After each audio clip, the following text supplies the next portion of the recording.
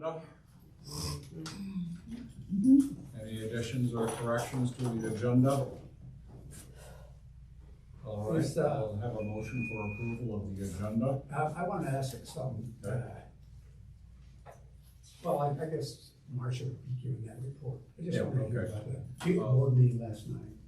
Okay, yeah. me The too. council meeting. rather. I got several questions. Okay. All right, I need a motion to accept the agenda. I move to accept the Moved by agenda. Beth. Is there a second? Second. Sheila seconds it. All those in favor say aye. Aye. All right. Approval of the previous month's minutes. Are there any corrections or additions to the minutes? You did an excellent job, by the way. Yes. It always helps to have them done well, because then it just refreshes. Any corrections or additions to the minutes? Move to approve. Okay, move to approve. Second. Art, a second. Beth, seconds. Any discussion? All those in favor say aye. Aye. Any opposed? All right. Public to be heard. Is there any public here? Saying none. Excuse me, David, there are two ladies that I don't know who they are. We'll introduce them in just a moment here. All Oh. right. Okay. All right. I'm going to skip to new business. I'll leave the old business till a little later. I was hoping we could keep our discussion on the housing authority to about an hour. And so we have several other things to discuss also. So with that, I'll introduce the new members. Where's Lonnie? No, it's Is that not, Lonnie? I know the two new members. Lonnie just Other stepped two down. ladies. Thank you. Lonnie just stepped down. Okay, well, you two know each other? Yes. Okay. Why don't you introduce yourself? My name is Arlene Zartman. I've lived in Longmont now for just a little over 5 years. I actually originally grew up in Colorado, left, came back. And most recently, we moved here from Salt Lake City, where I also worked for Salt Lake County for over 20 years in the aging and adult services program. Awesome. Welcome. Thank you. She also worked with my daughter when my daughter was with the Salt Lake County Division. of Wow. Aging. She was my boss. Well, just waiting just a second here.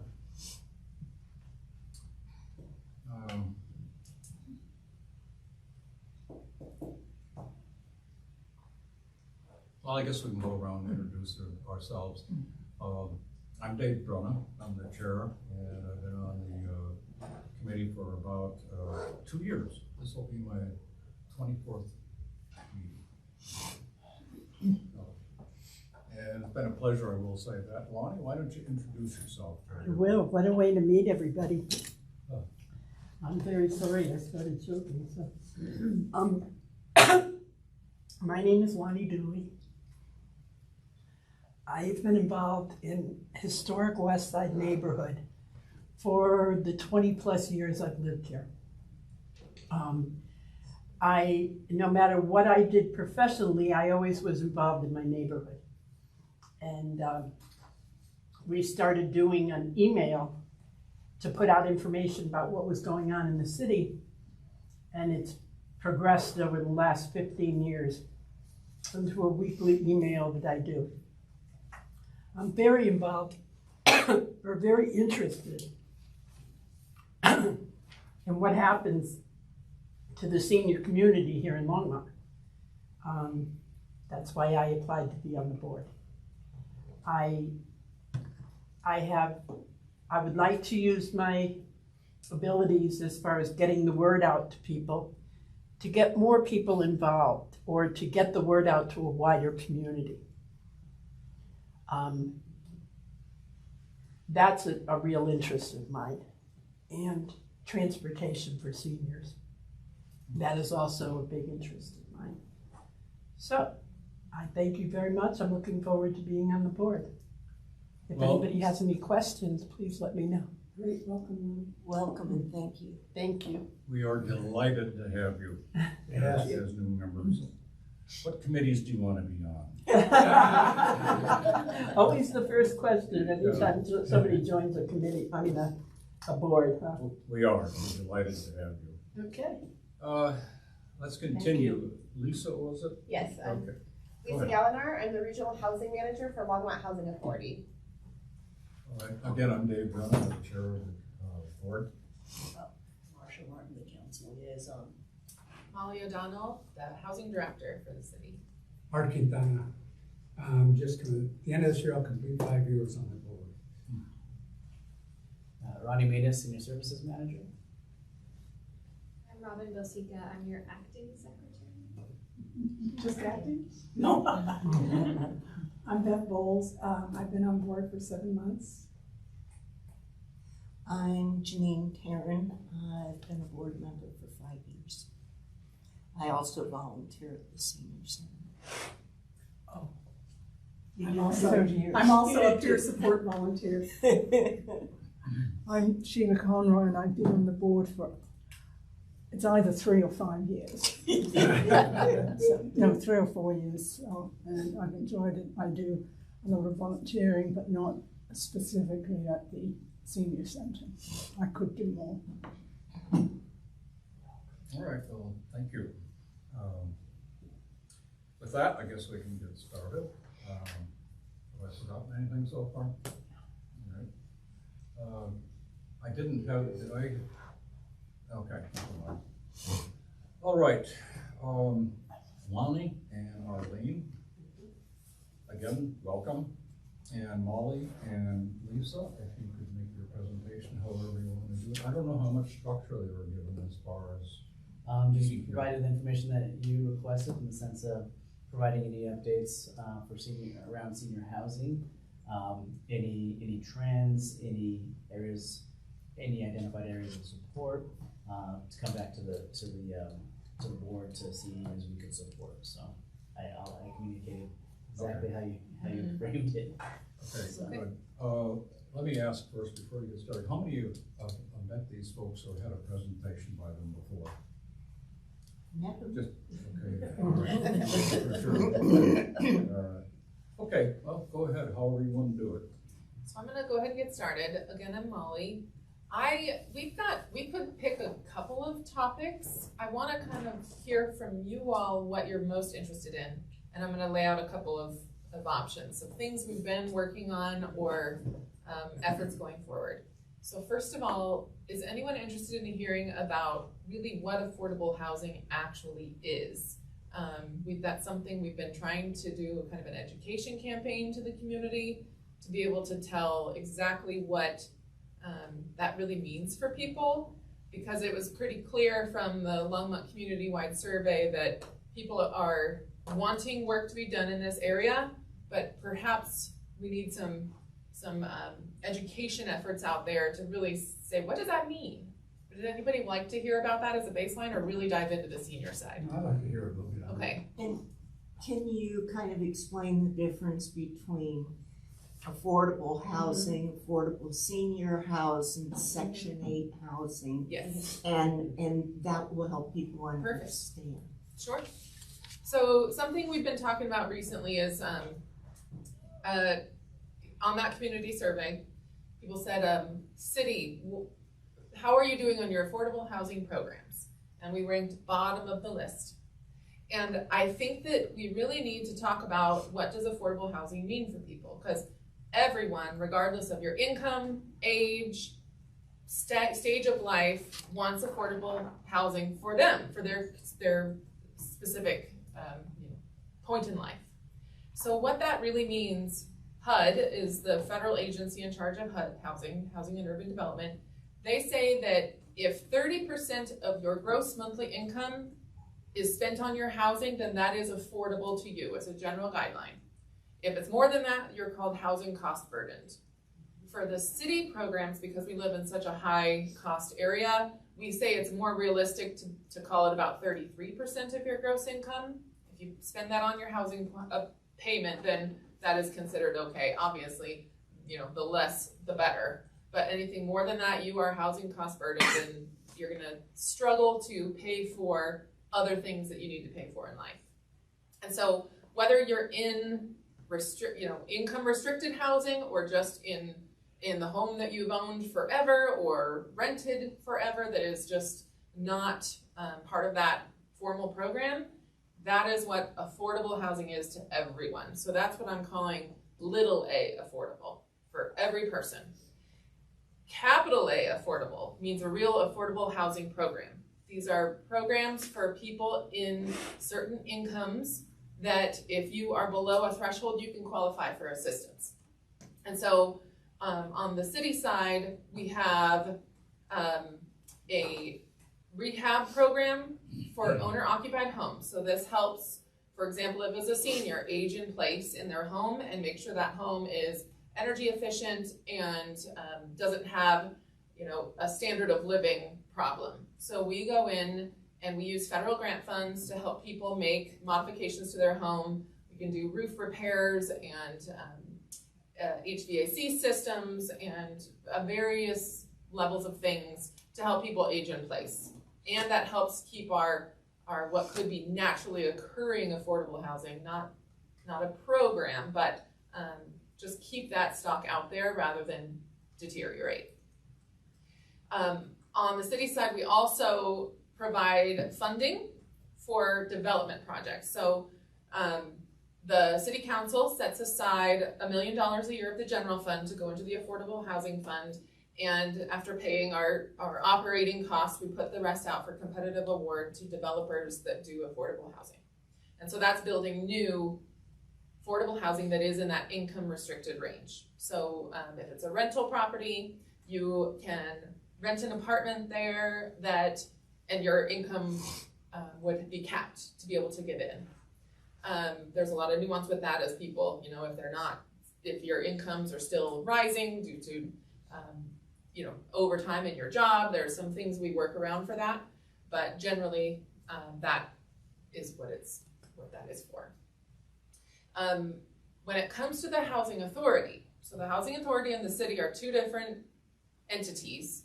They are housed under the same roof, which actually is only since 2020 and actually is working out really well to come up with a lot of efficiencies between the two and make sure they're really communicating and working towards similar goals and that type of thing. So the housing authority and housing authorities across the country are quasi-governmental agencies that provide affordable housing and manage housing choice voucher programs, or there's a myriad of voucher programs, but the two different major subsets are the housing authority operates 9 residential properties, a total of 462 units that are all income restricted.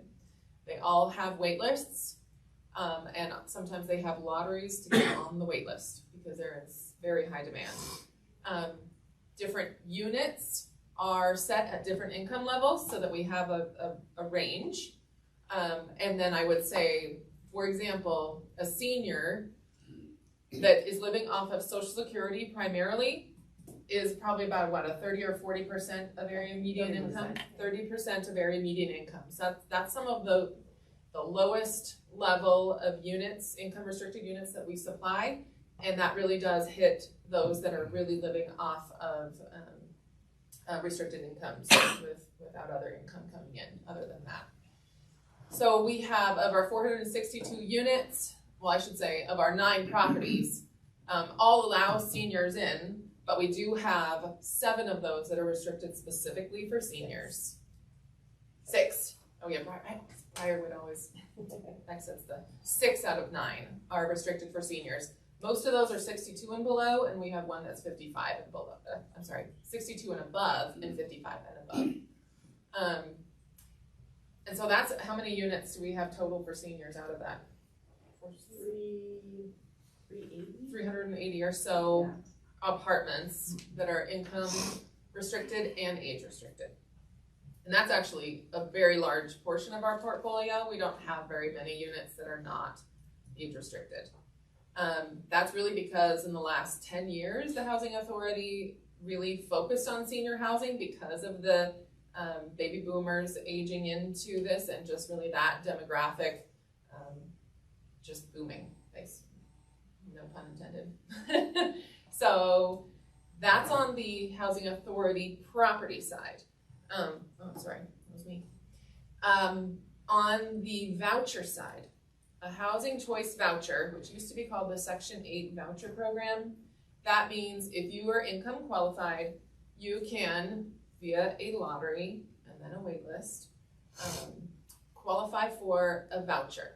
What that means is you pay 30% of your income on your rent no matter what your income is. That is what you pay, and then the voucher pays the balance of your rent. So let's say you're renting an apartment that's $1,000 a month and you can only afford $400 of that because that's 30% of your income. The voucher will pay the remaining $600 to your landlord. So we have about 420 vouchers in our community, but also the Boulder County Housing Authority and Boulder Housing Partners, which is the City of Boulder's housing authority. They also they put out vouchers as well, and those people could live in Longmont too. And Mental Health Partners is issuing vouchers as well. Yes, so we've got a myriad of voucher providers. And that is something that seniors can access, but there's no age restriction there. So Section 8 is no longer part of the lingo. It's now called Housing Choice. Mm-hmm. It's the same thing, but just Housing choice. Housing Choice voucher program. Molly, just a quick interruption because you went through the numbers. That sounds like essentially for senior housing for the low end, between the supply of vouchers and the supply of units that we have, there's some overlap there because some people pay for their senior housing, LHA senior housing with a voucher. Yes. That would account for about 1% of the population of Longmont. A larger number of households, and if you can do math in your head better than I can, 40% of us are seniors. So what percentage of seniors are provided for by this low income housing program? So that is a very timely question because we're finalizing right now the housing needs assessment study that's going to be presented to council next Tuesday. And just some of our preliminary demographic data, it looks like 16% of our population as of 2021 is 65 or older, so obviously more than that, below 65. But we're still running through this, so this is a sneak peek. But residents with a disability, 55% of seniors in Longmont have at least one disability. So those were some of the that I just noted, a couple of these statistics that are going to be coming out. And then I did want to note, which I'm not finding it off the top of my head quickly here, but we're still compiling this all. But residents that are 85 years and older, that population group is increasing. So obviously, as we've known for 10 plus years that the senior population would be growing, and now that group is aging into the 85 and up. So I will try and find that number while we're sitting here to be able to provide it later, but those were just a couple of the really interesting thoughts that I had. So if 16% of our population is over 65, that's about 16,000, since we're about at 100,000 total population. And then we have, let's say if we have 380 senior units. We don't have the number of senior voucher holders off the top of our head, but let's just round it to maybe 500. So 500 out of 16,000. I'm doing math. I do more math in this working for the city than I ever thought I would. And given that units are full and waiting lists are long, and sometimes we have to wait until people pass or move into assisted living, if it's available. Would you say that there's a problem? There has been a problem for a while. And now our new problem is we built all of these units for seniors in the last 10 to 15 years, but because of the way you finance projects is you have to have a mix of incomes to get the right mix of rents coming in to make them financially feasible. So we'll have some 30% units, which as I said is really where if you're living on just Social Security, that's where you stick. But we have 40, 50%, 60% area median income units. And seniors, if you don't have something else other than Social Security, those 50 and 60% units are out of your price range. And if you don't have a voucher, specifically they are. And so now we have 50 and 60% senior units that are really difficult to fill, but all the 30% ones have the huge wait list. Right. So everything is kind of morphing over time. And so we're trying to figure out ways to help adjust that. So for example, one of our development projects that we're doing is we're renovating the Village Place apartments right there on 6th and Kaufman, where Lonnie lives. And to do that, to make the new financing work and make sure that we attract investors, which primarily fund affordable housing, we have to show that the rents, they're not there to make a profit, but you have to show that the costs are covered through rents. And so if we are showing 50 and 60% units that can't be filled at the right rent level, we are bringing in a specific set of vouchers to try and add them into those units to be able to fill them with a 30% income person. So we're trying to do what we can to target filling those units, but still serve the need of the 30% AMI people. That's getting pretty technical, but we can always chat offline if you have more questions there. How is the proportion of 50 and 60% and 30%, how's that determined and who determines that? So in terms of how many go into a building? Yes, I mean, it's who says it's got to be? A giant math equation that it depends on how much, if you get more funding support, so from the city's Affordable Housing Fund, from private donations, then that helps you can make your affordability level go down on those units. If you can't bring in that funding, then you have to balance it out to show that you can cover the cost. So it depends how much money you've got available. And I wanted to add in the income percentages. The 30%, that is an income of $27,900, and a 60% is $55,000 per year. Hard for a senior to have that kind of income. Yeah. So if somebody's on a Social Security at 30%, you said, what if they need a place and they say, well, I'm at 40 or 50%. I mean, do we allow them to go in there and not be able to pay their light and gas or water, et cetera? Is that possible? No. We just don't let them in on that. Right? Not at that unit level. So They can be on a that's wait list empty? for the unit that they can afford.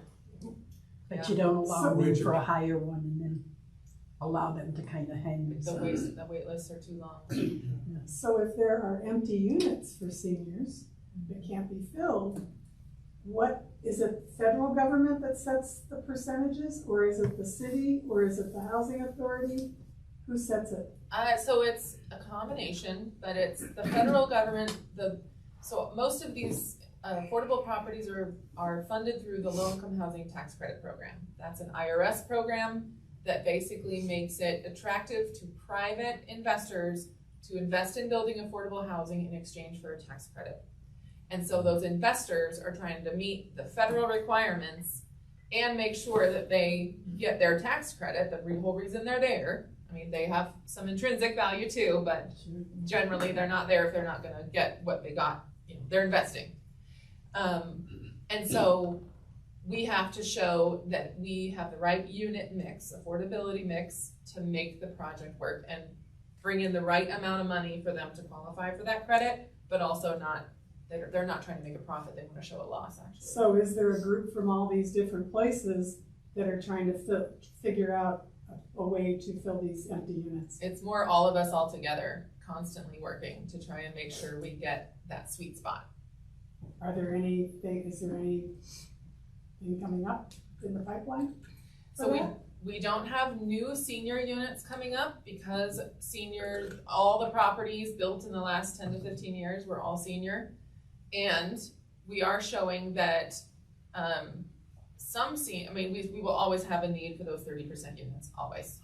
But we are showing that some seniors are possibly leaving the area because they can't afford it here. Mhm. And so what we're trying to do is we have, I don't want to say neglected, because the need was for seniors. They were serving the need in the last 10 to 15 years. But now we're seeing we have to catch up on family units as well. So there are new family units coming out and what's called permanent supportive housing developments coming out, serving those that are exiting homelessness. I got a question on need. I'm trying to get the big picture here.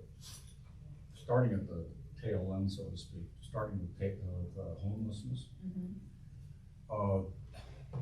I have no idea right offhand how many homeless people we have in Longmont. Then the next step would be how many people are waiting for housing. Now, I know there are waiting lists, but what I'm trying to get at is what's the overall need? How many people do not have housing at all? They're living with their parents, their relatives on the street, whatnot. What's the unmet need that we have out there, particularly in regard to seniors? Maybe you can't answer that. Now, you said something about a survey. So we don't have really great data. The unhoused population. What we do know is generally about 10% of the unhoused population is what you see on the street, what is really visible. 90% of it is people living in cars, couch surfing, living with family but wanting to move to their own place because they can't afford it.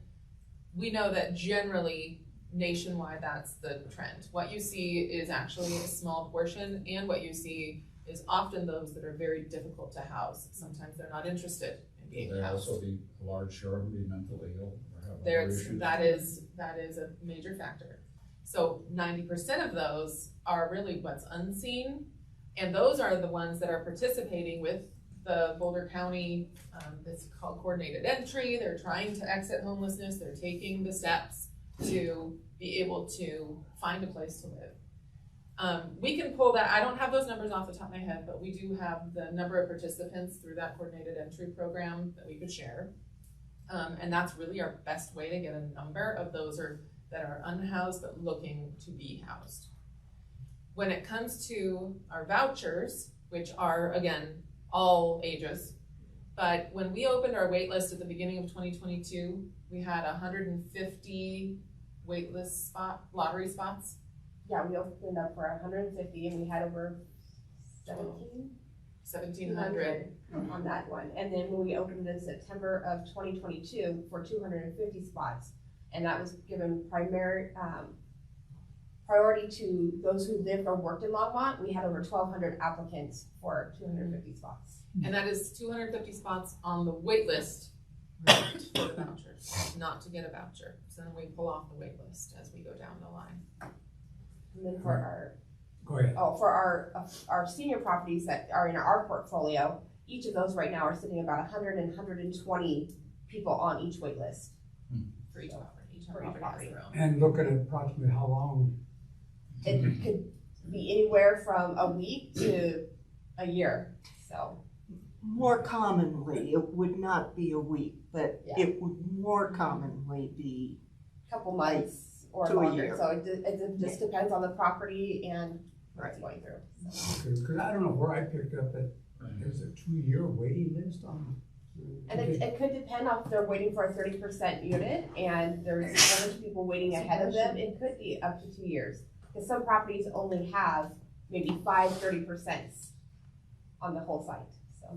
Sheila? I was just going to say, are there any people that are on more than one wait list? There are a few, so, Okay. but not a lot. Not enough to skew it. Yeah. We should also say that this present group has made a huge amount of progress in terms of eliminating redundancies in the waiting list, eliminating, I guess, zombie people on the waiting list who actually are housed and didn't take themselves off the list. And so this is a much more realistic picture of who's actually waiting than we've ever had before. The other thing is that there wasn't good messaging about how the waiting list worked in the past. So you'll find people that say, I was on the waiting list for 8 years. Well, no, you weren't, because what really happened is they tried to contact you, couldn't find you, you were taken off the list, and then you kept waiting. So now I think you tell everybody they have to renew their application periodically. Is it a year? And if they haven't changed, they need to update us ongoing. And we're calling, we're making sure we're following up with those on the wait list. Making sure that if they've moved or have a new phone number, that we have If they've signed a lease somewhere, if they want to be removed, or if they're not looking for now another year, like they still have that goal for a 30% unit, but they had to take a 50 or 60 somewhere else, but they still have that targeted goal, and they signed a lease, we'll move them further down in the wait list, more closer to a time frame that they may be available to move when we have availability. Let's see if I can ask this right. When you have a housing development or apartment units, do any of them, their units, fit into this category as far as them being required to give a specific amount? Yep, so the city has an inclusionary housing requirement, meaning if you develop market rate units, either for sale or for rent, then you're required to provide 12% of those as affordable to people under 50% of AMI. However, you could pay a fee in lieu instead, in which case then we manage that fund and then put it out as that gap funding for more traditionally housing tax credit projects. But yes, and so we do have a couple of developments that have done that. Vivo has a 26, is it 26, so that's VCP, I think they're the same. 26 deed restricted units for under 50% AMI. The farmhouse apartments did it as well, and we got a whole bunch more in the pipeline. What's your name? I'm curious about now that people are no longer protected by the COVID, Evictions. eviction. What have you noticed? Lisa, do you want to take that one? Well, we did have an increase, but Yeah.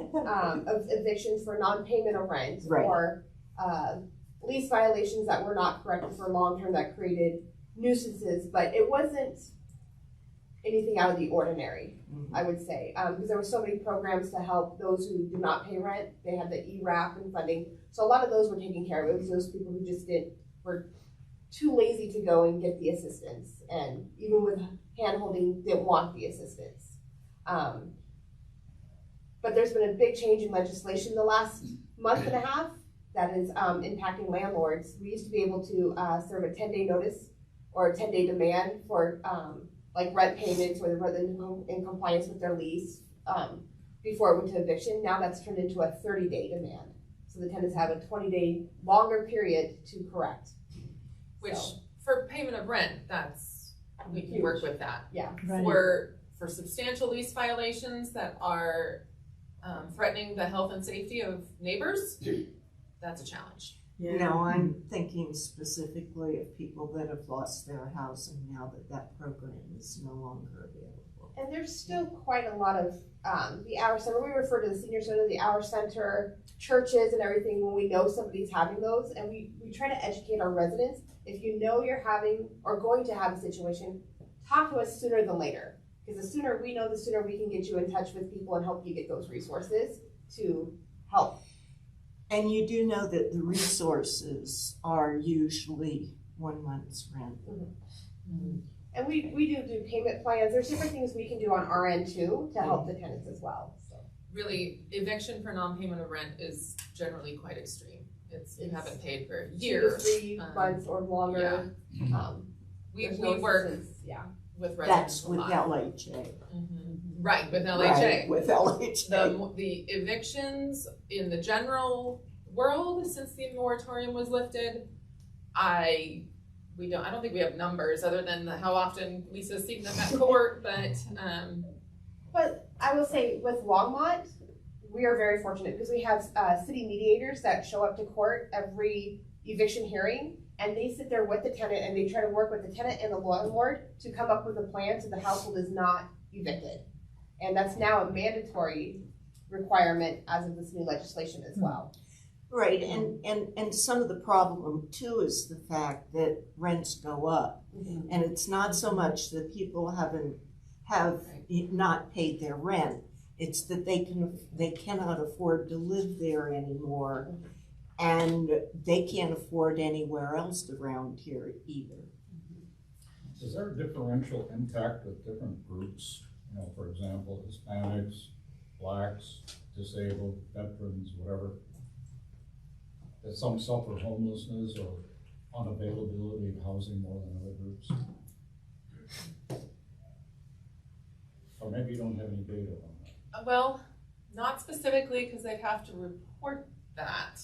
And that's not something that's available like in census data because they don't necessarily always pull the unhoused. Let me check with the Boulder County data source on when they are pulling people from homelessness and see what they'll have that type of data. Let me pull on that. Yeah, I'd like to have that. Okay. And then that other survey or information you were talking about as far as the kind of housing that's available, I'd like to have that report too. Yeah, so the housing needs assessment will be available to the public. It should be here on tomorrow. Oh, We're finalizing it today for the council packet for Tuesday, so. Can't wait. We've been waiting for I so know. long. There's one more thing that should be said, which is that, again, the law has changed in the favor of the housing precarious population, but the state law has changed. All those apartment complexes you see are now required to take vouchers. It used to be that they were allowed to say, no, we don't accept that source of income, but now they must. Yes, even private owners, if they own more than 4 rental properties, are required to take a voucher. Really? Yes. Wow. So in the case of developers, that's in addition to the 12% that they of affordable housing in new development. This is at a This is different just- phase of yeah. operations. This Okay. is actually when they're It's in rental and everybody. it's all done. Yes. Regardless of whether it's a designated affordable unit or Yeah. not, you still have to accept a voucher as part of your rent. Yeah. And it's called source of income, so nobody's allowed to discriminate now on source of income. The voucher is the Geez. source of that. We have a brand new housing development right across the street from us. I think there's 80 different, 88 units, paired homes, 88 units. So from what you told me, I assume that there's a city ordinance that requires a certain percentage of those to be available at certain income levels. But I really don't see them. Maybe they're there, but I don't think they're there. Do you know where's it? What's Prairie Village. It's a Prairie Oh, it's Village. Prairie Village. So I assume Right. they bought them up. Well, they either paid the fee in lieu or they were probably ahead of the ordinance. The ordinance was enacted in 2018, and if you got your building permit prior to that, you were grandfathered. Well, 2018, That that was after 2018. Yeah, that's right. And building permits and actual construction sometimes lag as well. But we can The always look up property in our was database. not sold until after 2018. Yeah, I think you're right. I'm still trying to get a handle on all of this. How does the senior center fit into this? How do they relate? So. She chuckles. They're a major Yes. partner. They are like one of our limbs almost. When we're working through situations with residents, it can be anything from mental health, rental assistance, just needs, resources, whatever. If we identify something that we can't meet in-house, we refer to the senior center. We have the resource specialist each have assigned a property that they each work at, or they handle the residents for that property. And so we're meeting tomorrow. We have a big meeting, a 2-hour meeting that we'll go through. Both agencies will go through together and talk through situations, problem solving, how we can do better, what we need to do, just all of that. So we are working daily together and trying to identify those residents who need support services even. Like sometimes residents are fearful of coming to the senior center and asking for help or resources or even getting involved with other seniors. They don't know how to do it. So we are kind of that bridge that we work directly with like Veronica and Amy and like kind of connect them so that they see a face at the senior center. They have that familiar person. When they go, they know who to talk to, who they can ask for stuff. And Those are your 3 resource specialists that do most of that, is that right, Ronnie, to deal with those folks? Today, I'm sorry. Those are mainly the resource specialists, Yes. the 3, I think. Yes. Has it always been a month wait to see a resource specialist? I feel like that's what I've heard, what I've Has it always inherited, been the that? information I've inherited, and I think that's just because of where we're at with our staff and who Yeah. we can serve. I wondered if the length of time had increased, which shows the severe need for increased staff. So that has decreased with the 2020 request for an additional resource specialist to address that during the pandemic.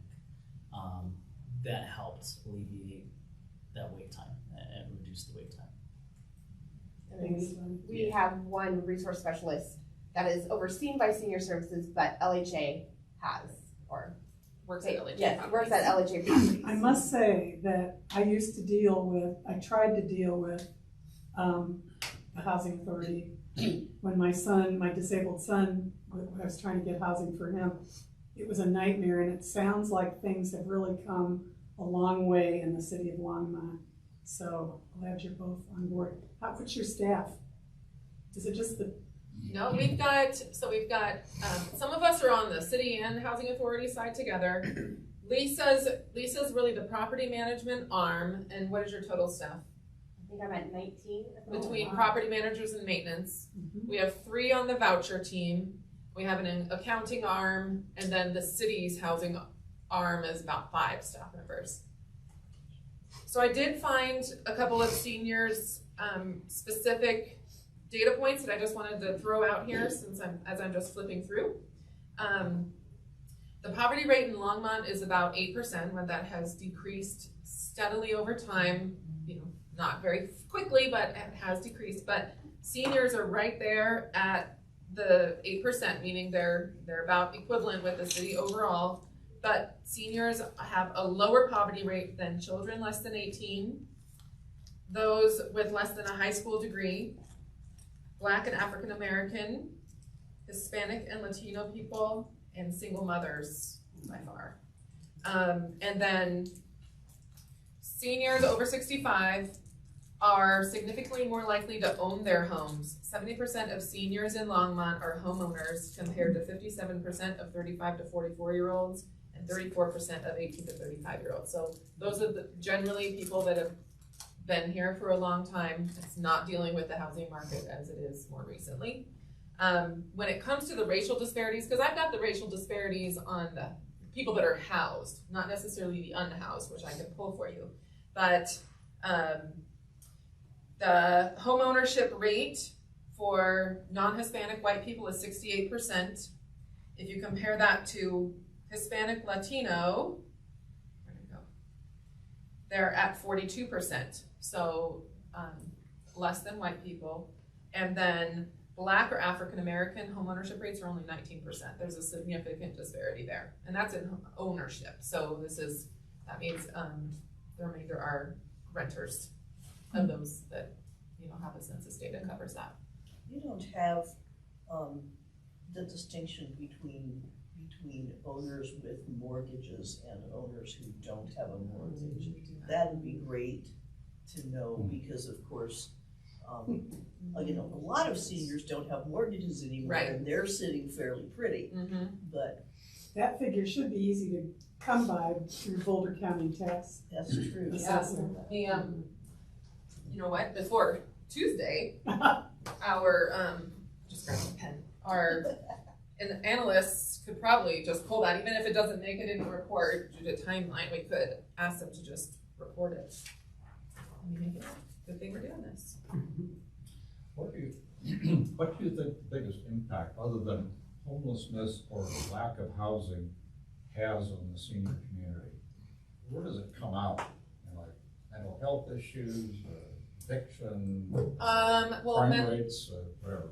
mental health, crime, and evictions for seniors seem to be in line with the rest of the population. We have, disabilities are higher, but specifically those items, I mean, we have people that you wouldn't expect, and then they were evicted for some other purpose, and then there was meth in their unit, meth pipes, and oh my goodness. So really there is no disparity on age when it comes to crime and evictions. The thing that I would say really does specifically affect seniors is the lack of affordable assisted living, and when people are living in independent senior living and really need to transition, and there's nothing out there. So something we're trying to do right now, hopefully, I'm hoping by the end of the year, is we're trying to get an affordable assisted living development partnership going. We might be land banking to do that, just to spend our federal funding quickly. But we are trying to crack that nut, and it's a hard nut to crack. But that is part of our development plan. I know you wouldn't have those percentages, but is there any kind of predictions as to how many homes are being used by multiple families?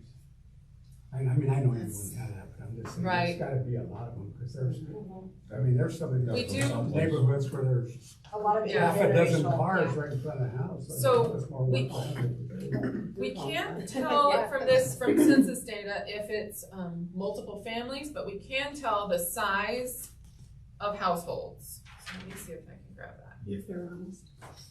Well, right. It's all census data, so it's what's reported, household size.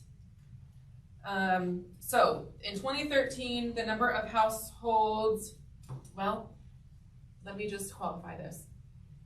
We can tell that that's a growing condition here. The numbers are hard to pull because when you're looking at census data, they're offset by the younger generations coming in can't afford an actual home, and so they're living in smaller apartments, and so the data is offset. It's weighted over here, so you can't really tell what's happening. So for example, in 2013, the number of households with 4 or more people was at 25%.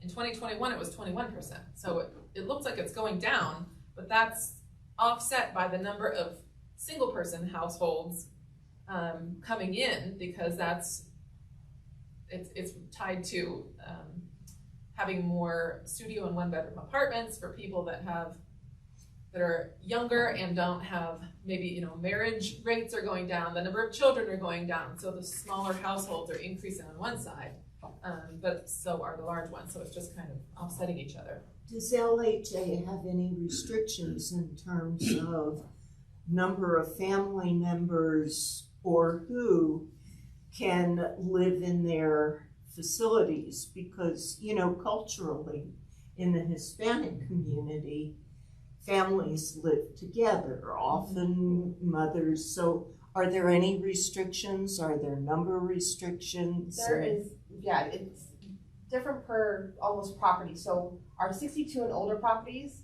everybody in the household does have to be 62 or older, unless they have a living caregiver, and that cannot be a spouse or a direct family member. 55 and over, those properties can have household members under 55. They just have to be at least 18. And then we do have family properties that we have seen a lot of intergenerational households living together in, and that's kind of our focus with Hover, which is one of our new developments. We'll have anywhere from 1 bedrooms to 4 bedrooms. Trying to get larger. And are there any number of people in the unit restrictions? There is. The city has restrictions, and like each property, it's federally, I believe it's 2.5 persons per bedroom or per room, including a living room. And that's driven also by the voucher program, because you have to make sure that you report your whole household to make sure the income is calculated correctly. Janine, to that, and this is anecdotal because when I canvass as a candidate, I ask people questions. They're willing to talk to me, like, is your household multi-generational? How many voters do you have? I just need to look in the closet in here for something. And some of my neighborhoods in my ward, like Southmore Park, have a larger Hispanic population, and the multi-generational households there are in fact higher. And again, this is not census quality data. This is people who answer their door and are willing to talk about it. But it's significant enough that when I talk to builders, I try to advocate for building both rental units and for sale properties that accommodate that. Because, you know, a lot of, this one family that I'm fairly friendly with in Southmore Park has 3 generations living in the household, and the house has 1 bathroom. Mm-hmm. You know, that's no way to live. And, you know, and there's, yeah. but yeah, we should be. No bathroom. Yeah, we should be designing our dwellings to accommodate the way people want to live instead of forcing them to live in the places we build.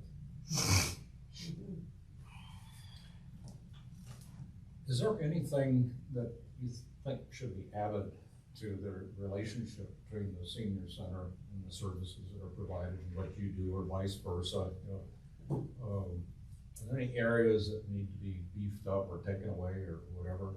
I feel like we are utilizing it to the max. I'm sure you are. We're talking about, we have our resource specialist position that we partner with senior services to provide at LHA. That's a half position. No. Well, it's one whole position, but it serves 100 units of senior housing and then 80 units of permanent supportive housing, of which there are seniors, but it's not age restricted. And so that we think that all of the properties, especially the other senior properties that don't have access to that person specifically, would benefit from that. So we put in a budget request together to get another position to have a dedicated person for the remaining 280 senior units that we have. Is that this year's budget? For 2024.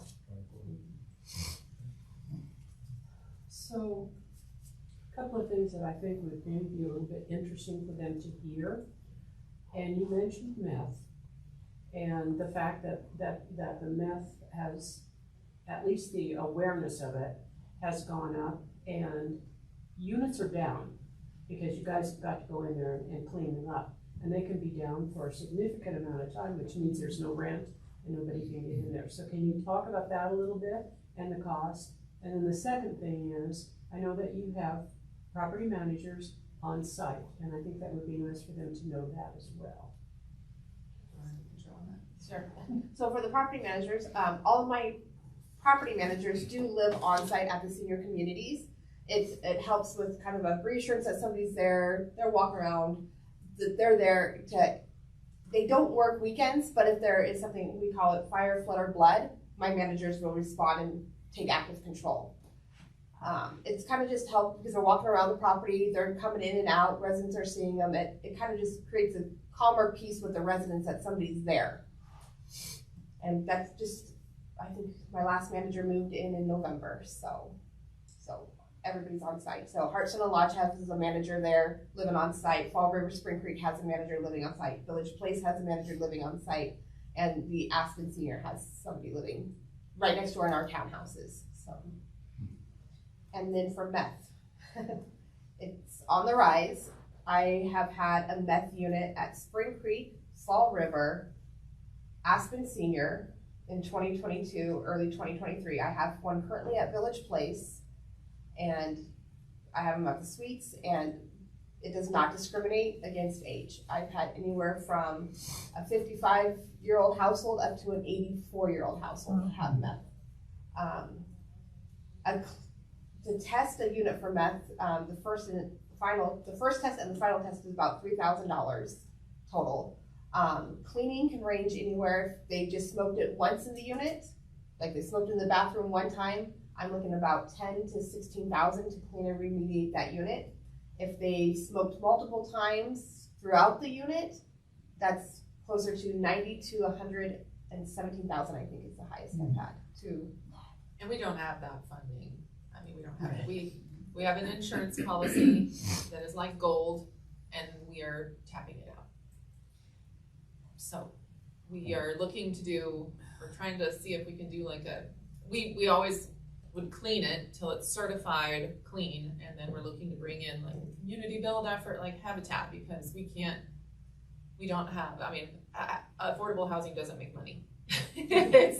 We don't necessarily have, it'll take a long time to build up enough reserves to be able to just cover this ourselves, so. And it means that it isn't necessarily that the owner of the unit is cooking meth in their unit.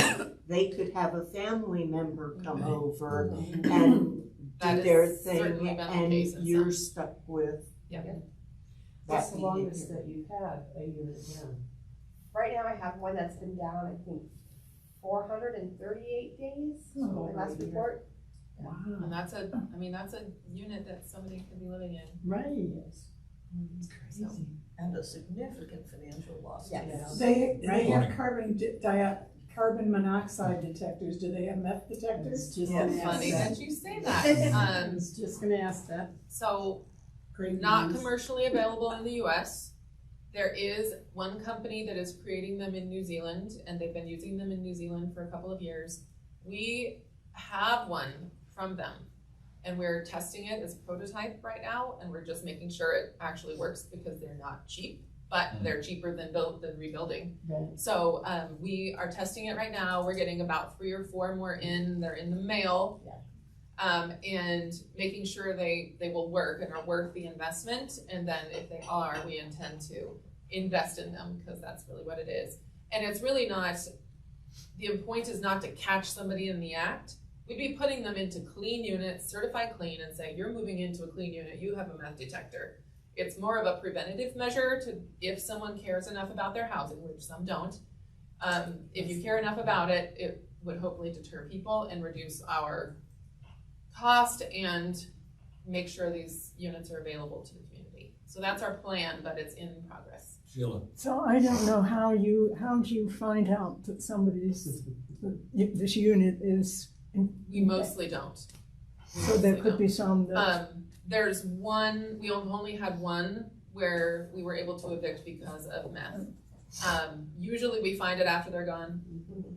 Or as we're doing the eviction, because like she said, we've evicted them for something else. Yeah. And as we're doing the eviction, we are finding. So you test for it when somebody moves out. Oh, well, if Not we every find, time, we have to have cause, Yeah. but there's almost no way we can't prosecute for it, or refer it for prosecution. It's just the best we can do is if we evict someone because of meth specifically, again, we've only had one, we can make sure that goes on their eviction record, so that a future landlord can deny based on that, which it's a cyclical problem. Then they're unhoused, and that's an issue as well.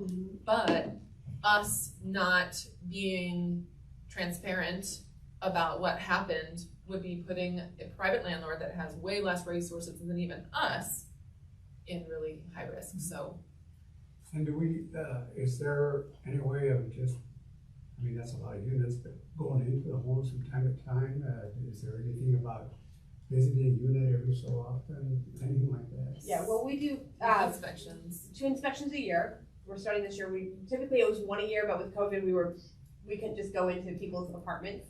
So last year we did 1. This year we've already done 1. We're going to do a second one, but you need to let them know in advance. Yeah, we give them a 24 Yeah. hour. But these people are not leaving their meth pipe laying around. Right. And it's very hard to smell meth. It's a chemical smell. So if they've cleaned and they have candles going, you're not going to smell it. Just like it's. Boy.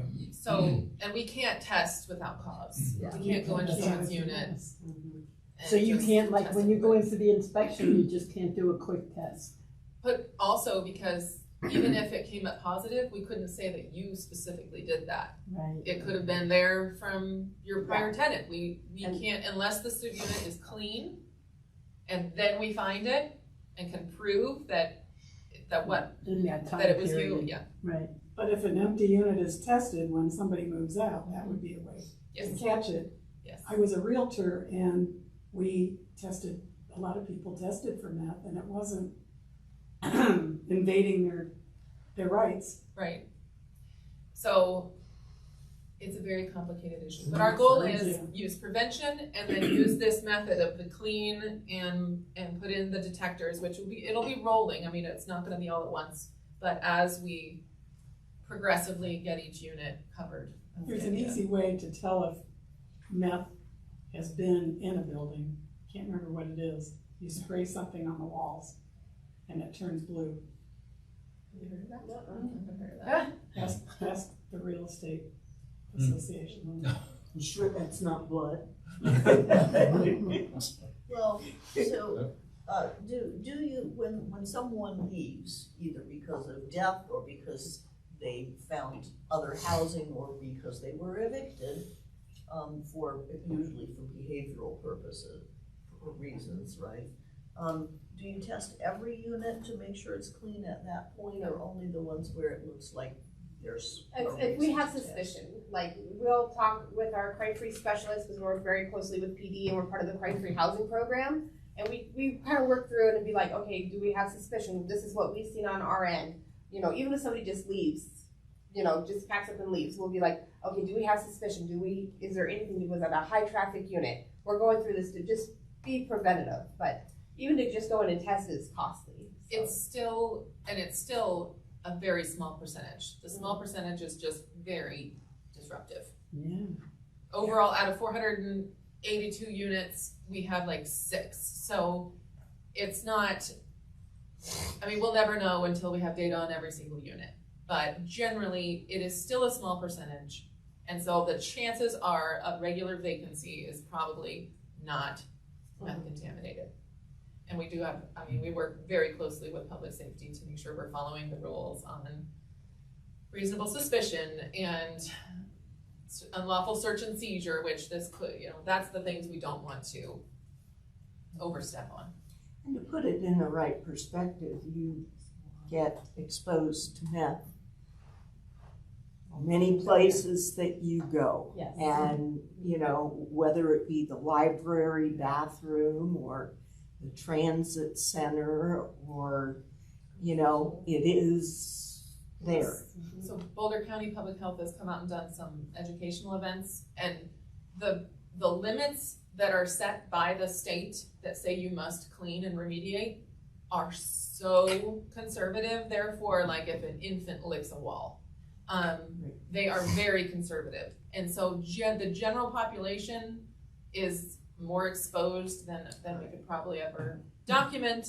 But generally to an adult person, they say that it's not a giant health risk, but we're not gonna also, you know, there's that fine line of not taking chances and making sure we've got just following best practice. He's been trying to answer. Oh, It's sorry. okay. You know, it sounds like although it doesn't happen very often, it eats up a huge amount of your budget. Yeah. And I bet you a budget that, you know, in the past 10 years, you never expected to have. Oh, You know, you never put it as a line item. Mhm. So, do you see down the road that you would be able to put a detector in apartments that would alert immediately, Yes, let people know? if so they that- work, if we can show that they work, that is our intent. Good. Also, we are starting to set aside a meth reserve fund. We just started it in 2023 though, so it's gonna take time to build. But we are trying to plan for it with every extra dollar we have. And you said they were expensive, the ones that are being tested now. How So expensive are they? we're negotiating a bulk Yeah. deal, but if you were just to buy one, if you're a small landlord and want to put it in your Yeah. single rental unit, it would be about $600 for the device, and then you have to pay basically like a cell phone line, because it's connected to a network. And so maybe like $26 a month for that. So when you're doing it on a small scale like that, that's probably that's the bang for the buck, because you don't have any safety net if you get met. For us, doing it for 482 units, that's a pretty good chunk of change, but. So even if they were $100 each, that would be. Yeah. And for us, that could be 480 times, 400, I should say $500. But that's still less than like 2 down units. That's true. It's worth it. Yeah. So. And you could put them in as people move into for the first time. That's the idea. You wouldn't have to worry so much about the people that have been living there forever. But, for the people as they move in the first time, then you start putting the detectors in to avoid people moving in and using them. And, just to compare, if you get a modern communicating carbon dioxide, car smoke and carbon monoxide detector, that's what, $26 to $50. Yeah. So, of course, you don't have to pay anything monthly because it uses your own Wi-Fi. Question on your funding. Most of your funding is HUD funding, is that right? Local funding through the general fund for the city side, and then federal funding through the city side and primarily on the LHA side. So, okay, I think you said $1 million on the city side? So. $1 million a year transferred from the general fund. That's the ongoing source that city council is committed to since the 90s. And then we also, now that we have the inclusionary housing program, that fee in lieu revenue, when market rate developers choose to pay fee in lieu instead of provide the 12% units, that also comes in. And so now our projections for that are going up as those developments are finally kicking in since 2018. so it's been $1 million for a long time. Oh, it's been the same amount for all that time? Maybe in the 90s there was a ramp up, but it's certainly been $1 million. And plus there's actually there's a little nuance. It's 1.2 because 200,000 of it helps serve like the salaries and pay for our operational costs. But there's actually, so the $1 million plus some administrative funding from the general fund. There's the fee in lieu revenues from market rate developers, and we actually are getting, since in the last 3 years, half of our marijuana tax revenues as well, which is about $300,000 a year. The half of it. Yeah. Marcia? Molly, I think we need to understand that is not all the resources that the housing authority has for building by far. Oh yeah. So when Molly plans a new development, as is going on North Hoper right now, there's a stack, and that's actually what it's called. It's a capital stack, and it includes money from HUD, money from the state of Colorado, Chafa, yeah. So that's the housing tax credits. So that's the private equity that funds like 80 to 90% of affordable housing. Yeah, low-income housing tax credits, or LIHTCs, is that, and then other sources as well. Grants. I think Harold is as the interim executive director of the housing authority has been extremely creative in terms of finding things that can be used for grant matching, which is always a problem, right? Because you can't get a grant unless you can match. But if you are a marginal business, which the housing authority is, you can never build up any money for matching funds. But so if the Platte River Power Authority or the our local distribution utility, Longmont Power, invests by saying we're going to put in special infrastructure to meet some state or federal goals for this new development, that can count as matching. And so, I think that the new housing authority in particular has been extremely creative in terms of expanding its ability to build. Would you agree? I hope you agree. Yes, and partly because we keep our staff, we got a project manager, and then I help with the developments as well. Rather than self-developing and self-funding all of this, we're bringing in private developers to do the bulk of it. That's what they do every day. We'll just manage and make sure that LHA's interests are considered, and our gap funding is put in. So in that way, we've got like 4 development partners working all at once, and we've got developments coming out in 2023, 24, 25, 26 and 7 we're filling, and then 28 is already filled. We're just rolling from here on. Do you have anything to do with the veteran small The home? Veterans Community Project? Yep, so the city council invested in that project by offering 100% fee waiver for those homes. They also got some, they are fulfilling the affordable housing need for the adjacent market rate development. So they were partnering all over to help fill that 12%. They have a lot of private donation funding that's going in as well.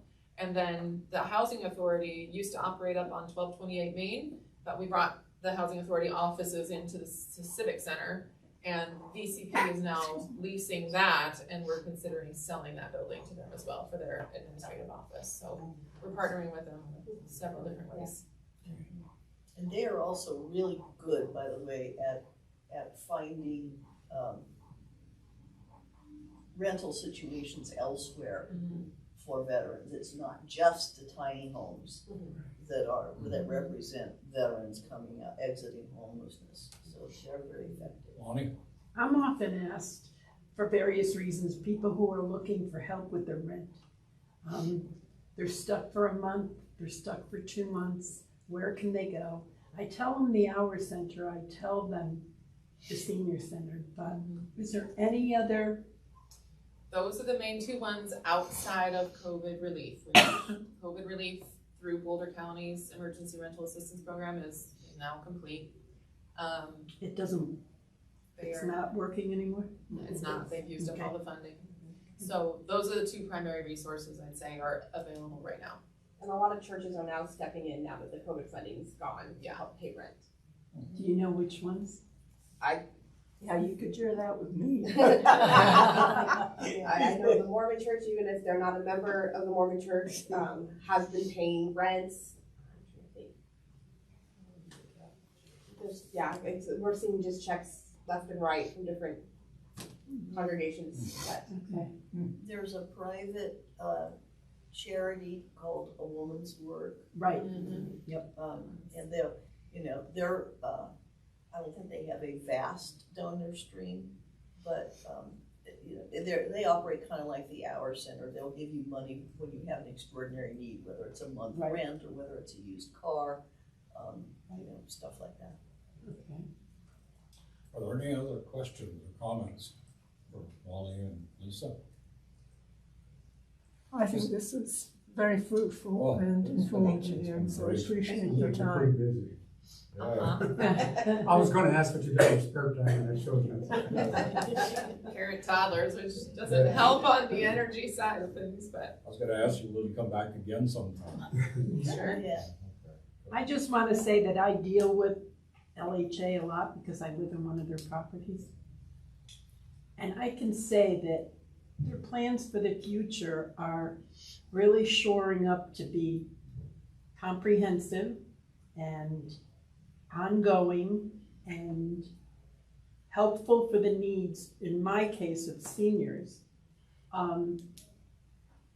I can see they have good vision for the future as far as what they plan on doing and how they plan on doing it. And I know that they've been great about funding. Finding, like you said, Harold can be very creative, finding the various ways to get funding. And they've told us about deadlines that have been met. Okay, we're now all set with the tax credit, and we're now all set with this and that. My building is being renovated, and will start in the beginning of 2024. And they've been very good about providing us information about what step they're at and where, what's gonna happen in the future and things like that.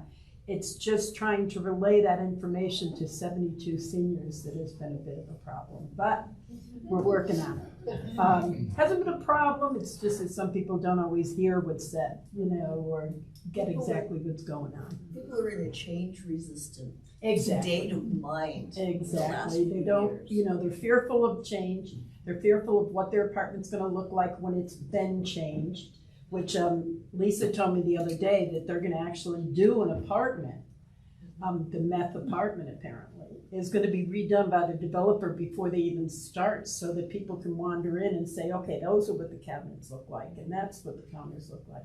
And I think that's gonna go a huge way with settling people's fear of change and worried about, how it's gonna look. So they've really been innovative, they've been trying very hard to communicate things to us, and I just wanna give them a hand for that, because they've had a lot going on, and they've shared with us other properties that are in the pipeline as far as non-senior. And it's like, wow, they're really doing some heavy work in the next couple of years or in the ongoing future. So I just want to tell them that they've been doing a good job, and hopefully we'll continue to communicate with everybody and get a good job done.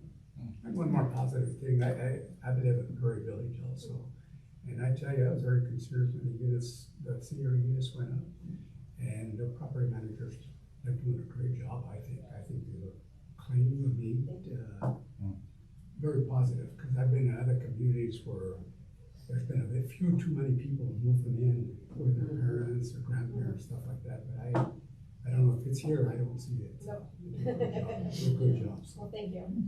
I'd just like to say one thing about the senior center's contribution to this, because the council is LHA board, so when there is a problem tenant, which there have been, somebody who, for example, really needs assisted living and isn't in it and can't afford it, they tend to disrupt the whole floor, and the counseling and other resource assistance that comes out of the senior center, I think is a really invaluable resource in terms of keeping all of that stuff under control while the property managers find a way to deal with it.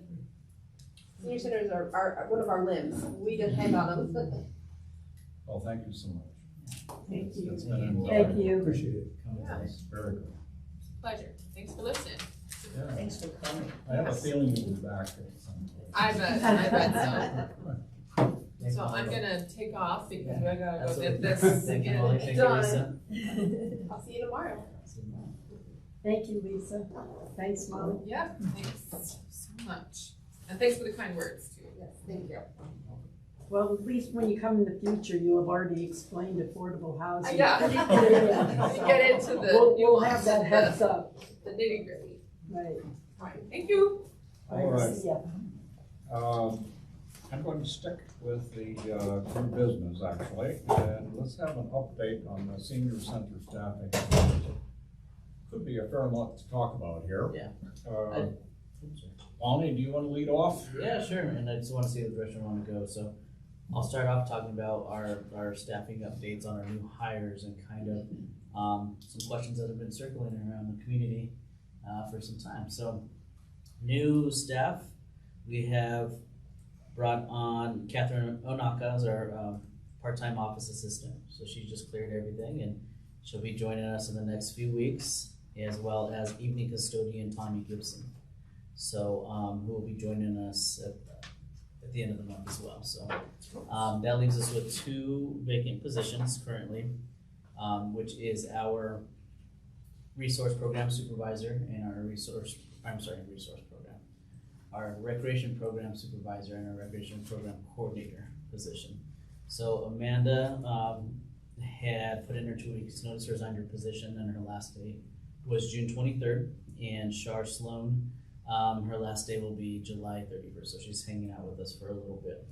So kind of want to talk, and I just want to let this be an open conversation as well, allow anybody to have any questions we have, because I know this group has done a lot of work collecting our data, collecting information to go to, at first was City Council, but then we had the opportunity to meet with Harold and share our story, you know, where we are at as a facility, what rate we're programming, how many participants are registering in our programs, what our facility attendance numbers look like, as well as examining the community, right? What is our current population as a Longmont community, but also our 55 and older population as well, and what those projected numbers look like in the next 5-10 years. So this group did a lot of work for that presentation to go to Harold. But again, it sounds like there's still a lot of circulating questions, so I just want to keep this open and answer any questions and see where we are as an advisory board, but also identifying fact versus fiction. What are some of those circulating rumors right now? Because there's a lot of circulating rumors, and I feel like this group has a little bit more insight than some others. So, with that, where do we want to go? Well, I don't know where everybody else wants to go, but I listened to the city council meeting last night, the first part of it, where they had the public speakers. Anybody else listen to it last night? And there was one person, Ruth Longmont, I think was her name. Anyway, I think her main point was that part of the turnover, the reason for the turnover was workload to some extent, or maybe primarily for the two of them, but also that there was some promised funding for a position that never materialized, which made them, was part of their decision. As far as I've heard, I don't think that's the case. And anyway, could you respond to that? Absolutely, so I'll start there. And that is not the case. The person that left did not leave because a position was promised to them for support. This person left because because their passion was with the Brighton community, which they left to for this position, to join us here. Realized that's where she needed to be, and that's why she went back. So that was that individual's reason for leaving. But as for what was promised, since I've been here, nobody promised any positions to anybody. One of the circulating rumors is that City Council promised a position and pulled it back. That's never been the case. City Council is not in any position to promise positions to any department, or take them away. So there's that piece. What was talked about as soon as I got here, and this was talked about before I got here, but what I inherited, was we are going to take a look at our budget to see if there's an opportunity for us to fund a 3/4 position. And so looking at our budget, there was the idea that there would be money there, looking at our previous year's trends. So how much money the recreation generated through, and how much revenue they generated, and in comparison to what they're spending. So looking at that, there was a possibility that we could fund this position. So, but when we started digging into it, looking closer, the money we're generating is there, right? But we're spending more than we have in years past. So again, we're looking at previous year's trends. Cost of everything has gone up, and we've seen that through groceries, through gas, whatever it be. And so we are spending more money than we have historically in years past, so that money is not there. And I'll go ahead and turn it over to you. So, I was gonna say, I went through the business analysis, and it's pretty easy to see how it happened, because between the pandemic and the changing of the guard, there, for 3 years, or maybe 2.5, because the senior center's been open for a while now again. But for 3 years, the mission of the senior center was quite different than it is today and was before 2019. And then, Michelle was an institution, and nobody really questioned the size of the programs versus the size of the staff or anything like that during that time. And then Brandy was interim and Ronnie is new, and so neither person saw a complete budget cycle end to end. And I don't know, I mean, I'm outside of it, but it took me several years to really understand what was going on with the budgeting cycle. So there was this time when costs and the ratio of staff to activities and stuff had time to get out of kilter, when really it was impossible for anybody to see it. So this is the first time that we've had an opportunity to really study the problem and get it under control. And I think, you know, because in my role as liaison, I've been sleuthing around, and Ronnie blessedly, the first time that the flaming letter came in, and I started investigating, Ronnie called me back in the evening, which is not a thing city staff typically does, just because they work hard all day and then they have, their work-life boundary. But Ronnie did and explained to me what was really happening, and I really appreciated that. And everybody from Harold and Joni Marsh, who gave a really good explanation of what the staffing things had really been like. Everybody is really working hard to get the big picture now so that we can recover from the staffing disruption and get the programs back on track as fast as possible. But I hope that, when talking to your friends and colleagues as volunteers, you will stress the importance of not exaggerating the problems or making up reasons why this stuff happened. I know it's really tempting to do that, but there was a lot of that in Ruth's speech last night, and I spent a good amount of time fact-checking what she said about that, and also fact-checking what she said about some of the activities that she belongs to that were just not accurate at all. And it just shows how important communication with everybody involved is all along the way. Yes. Because I know that Ruth is passionate about this place, and her passion, I'm sure, can sometimes, be too passionate. But if she would have known the facts about the budgeting, then she would have been able to rein stuff in. I don't want to discuss any individual, but those who have had questions have had the opportunity to sit down at the table, ask them, and be provided facts. Some of those conversations with some people being discussed had those opportunities and had those facts, and there's still some misinformation that's being provided to the community through these individuals. Yes. What can we do to help that? What So, can we do? I think last night was great, and I don't want to lose sight because I want to make sure I'm providing our board accurate information. And I think last night was a very good start. Those passionate people who still had some questions or who feel in some of those responses that city council or whoever it be are still responsible for this decision making or providing these positions. They had an opportunity to air it out.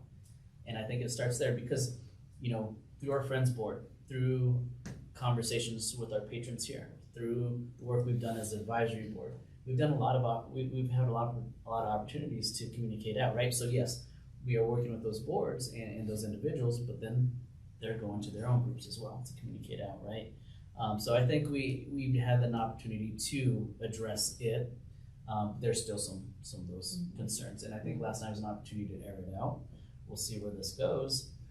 Harold's response was great, in the sense of he identified I am 100% aware of what's going on. Yeah, I'm Harold's very aware. presentation last night was essentially the same presentation we had a month or two ago. Yeah. I thought it was basically the same things. And Very good. It allowed those people who had those concerns hear directly from city manager of, I hear you loud and clear, and I'm very aware, like, this isn't the first time we've been hearing it, right? That the work that the advisory board has done has identified the issues. Now he's got to go to the table and make these decisions for the city, which is, I don't want that decision. I'm glad it's not me. Yeah. That's a tough one, right? But letting him know, like, he is doing his best to address it with the information we are providing. And, you know, but again, I don't want to lose sight of kind of facts of where we're at. So nothing was promised. We dug in and out of full transparency, right? With anybody that asks, well, okay, well, money's not there. What are you doing about it? So we identified the difference, generating some revenue through recreation. We identified that there's probably a $30,000 to $40,000 difference to fund this position.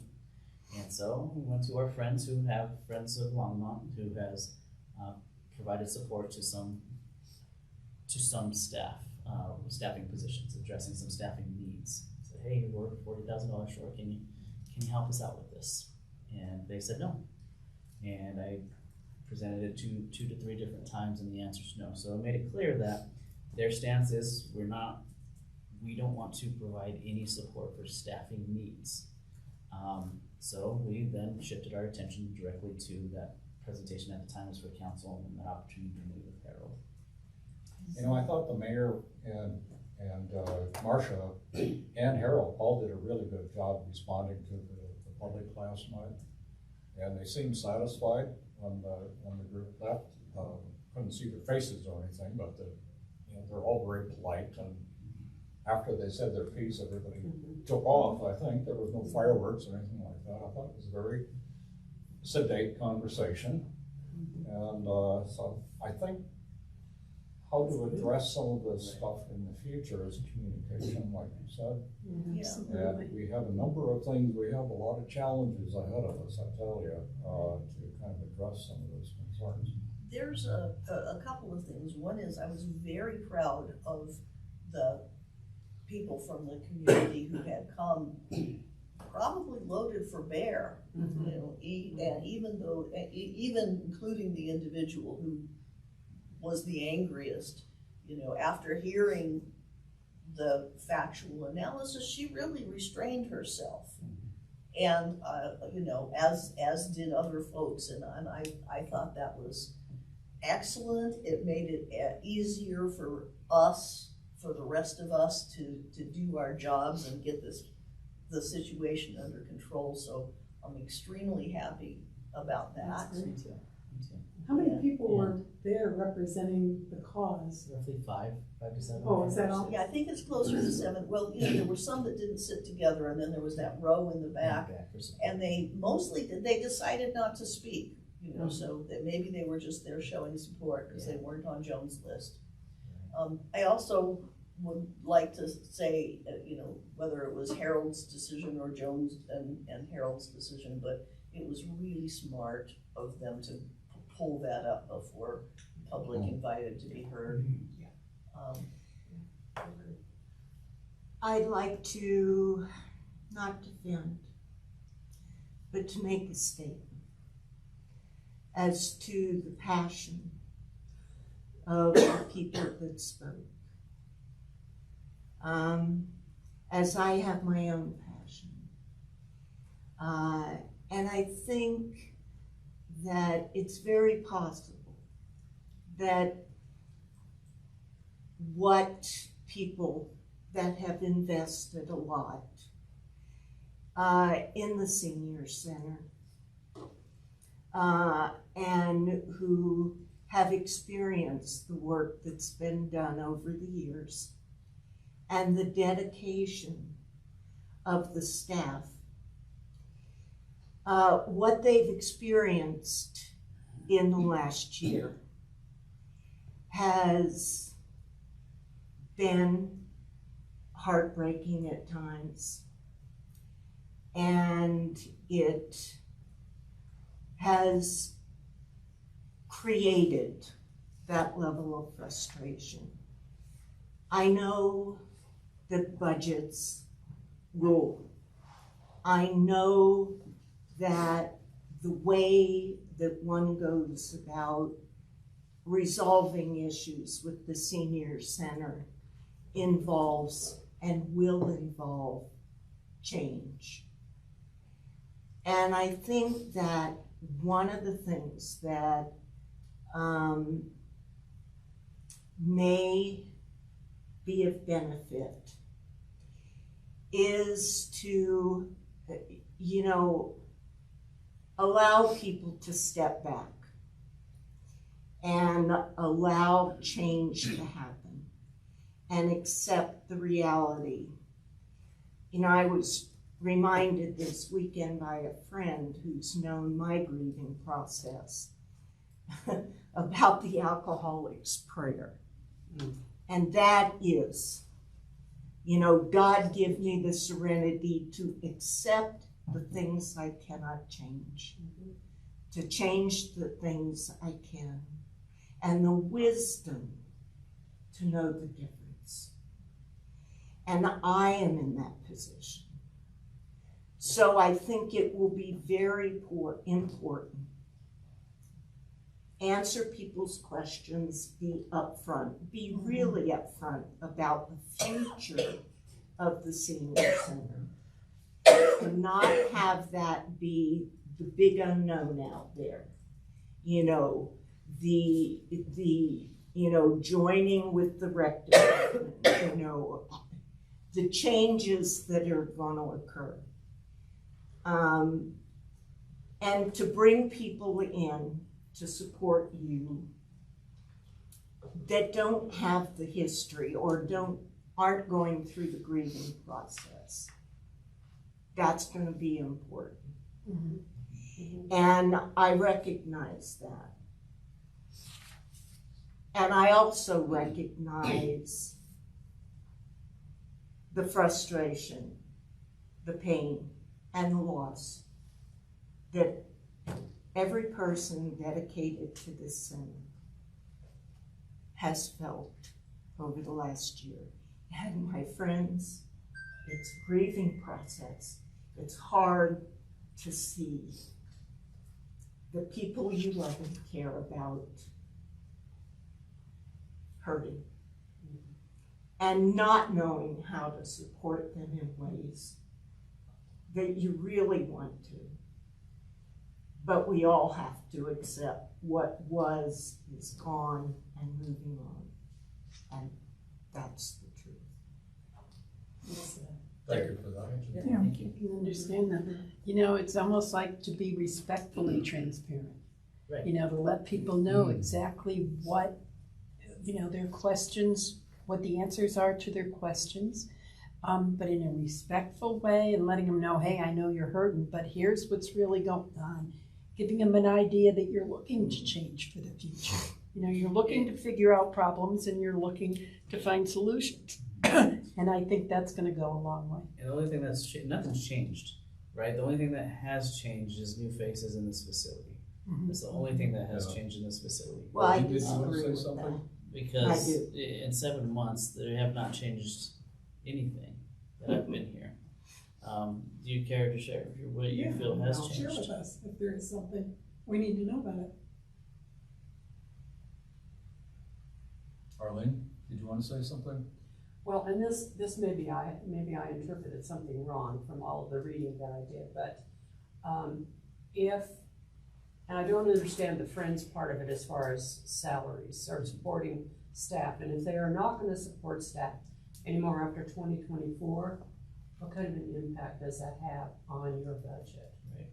So, they're focused on more on the individual support for individual supports for paying for new eyeglasses, paying for hearing aid replacements, paying for covering bills that individuals are not able to cover, right? And I try to make the case with them of providing the staff support, which they have done in the past. They have done that, and they just, change their philosophy that we don't want to cover staffing anymore. And I don't disagree, right? But because it's been done in the past, so, hey, these are, you get some support here, and the reason why I asked that, and I do agree, the reason why I asked that is, instead of those individual supports, I mean, we had over 36,000 individuals sign up for programs last year, 36,000, all right? To me, getting a programmer isn't, so provided there's individual supports, right? It's servicing 36,000 individuals, right? So, and I tried that approach, and but their philosophy is, you don't want to fund, and I agree. But again, it's been done in the past, so I was hoping that. Yeah, oh yeah, it's Right. worth a shot. Right. Yeah. And Of course. but in reality, though, again, when I was saying nothing's changed, I have not taken positions away. I have not. 7 months, all I've done is make a case to add positions. You brought up a great point last night. That the last time a position was, a resource specialist was requested in the budget was in 2020 and 2015. Twice in the past 8 years, 2 times. Okay, so I'm inheriting the situation, this need. 2015 it was denied, right? Because of other requests were approved. In 2020, it was denied because it was during the pandemic, and a resource specialist was approved because of the pandemic. Harold said in his presentation last night that was the need at the time, not a recreation programmer. It was a resource specialist. That's what our seniors needed. So twice in the past 8 years, this position was requested. That's not much. Yeah. One more comment on this. Yeah, well, I kind of have a stacked up set of comments, and ending with a question for the advisory board for advice. I got a lot of really angry letters that, nobody else except in some cases, some other council members. And mostly they wrote to the whole council because they don't know who the liaison is. But a lot of anger was expressed that the impact was to the recreational programs, when the whole time I have been in this position, the urgency was all around the support activities, which we all think of, I think, as essential services, right? So the mental health counseling, the free eyeglasses, the health referrals of different sorts. And I persist in thinking that those are more important and have to be saved when there are budget crunches, and that if something has to go, then it has to be the level of recreational offerings in the program. And a number of people were angry about that. No, they just disagree. This is our whole social life. And yeah, it is in some cases someone's whole social life, but the essential services can be life and death for many seniors who are deeply alone. And so I hope we can spread the word about that the senior center is really, in many cases, just as we heard from the LHA, is a guardian of the most essential well-being of a lot of isolated seniors in Longmont, and that has to remain the vision. The priority. Yeah, the priority, exactly. Thank you, Lonnie. That was the word I was looking for. The other thing that I hope will be said, I was on a trip to Italy with Teresa in 2019. And she did an amazing amount of work herding the cats, because, I don't know how many of you who have been on one of those extended tours with the senior center, but keeping everybody together and knowing when somebody doesn't show up because they got too tired the day before and all of that stuff, and making sure nobody's lost, is a vast amount of work. And she told me that year that she was retiring next year. And so she hasn't just extended her retirement by a few months to get over this hiring gap, but because of the extraordinary circumstances that began in 2019, she's given 3 extra years. as did Michelle Wade. And I understand that those people seem like institutions and there's a certain amount of grief that is, well, they're not gonna be part of our lives anymore because they've left. But they've done their part, and we have to start developing new institutional personalities around here. And so we have to be gracious about letting them go. And I hope everybody will remember that. So now and all of the financial information and what the budget requests versus the budget grants and stuff, it's hard work, as it took a whole week of many people to get it all together into a 5-minute discussion. But it's all a matter of public record. So anybody can go to the city clerk's office and say, I want to understand this better. And you can do it. And I know from the levels of skills that all of you have, that you can do it. It's not going to be, there are people in this organization, it's not Greek to them. You can go and find out. So we can all support our user community in that way too, by answering questions. And finally, my question is one of the options is making some of the least essential programs a little more expensive. Because they're luxuries, right? And the people who do those things are the people who can afford that. The people who go on the long trips are the people who can afford new suitcases, new outfits. Special interests. Yes. And so I think that those people can support this organization and the richness of our programs, especially that apply only to them, by paying a little more. And I would like to ask how you all feel about that. Because we have the whole spectrum here, right? Some of you are living in LHA properties and some of you are living in houses that you own outright. And get to dress beautifully and you're a whole spectrum of people here. So how do you think that would be received? That was one of the things that I was thinking about was, is there a way that we can take a look at the programs and address the cost? Maybe a program needs to be a little bit less in order to get people in, but maybe we need to address the other ones. This whole discussion leads into the next item on the agenda, and as usual, I'm running way behind. Do you have anything further you want to add on that? As for communication transparency, what was mentioned, right? Amanda's last day was June 23rd. It hasn't even been a whole month, right? So. And was she the person in charge? She was the supervisor, right? So, as for transparency, I've communicated with our advisory board, and we've done this work, right?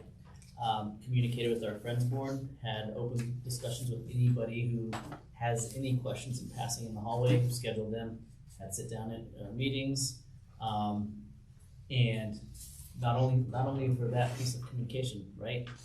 Getting these positions posted, handling our day-to-day operations. So the normal things, right, on top of that. So it hasn't been a full month. And so, I think with the short amount of time we've had, I think we've done a really good job communicating it out to anybody who will listen. But still getting the pieces together to have an opportunity to figure out how we want to further address this with the community. Discussions we're having right now is some sort of handout, fact sheet. Having a fact sheet to allow us to separate fact from fiction. Right. And being able to send that information out to our staff who has anybody come in the door, has these questions, here you go. Right, and just an opportunity for that transparency and us to all be on the same page.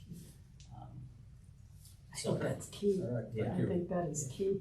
And can I just say something too? When we discussed having a way of communicating and using social media, it would be a huge benefit to have someplace, a platform that Right. you could post those things, Right. so people could go to it. And so we are working on rebuilding our Facebook.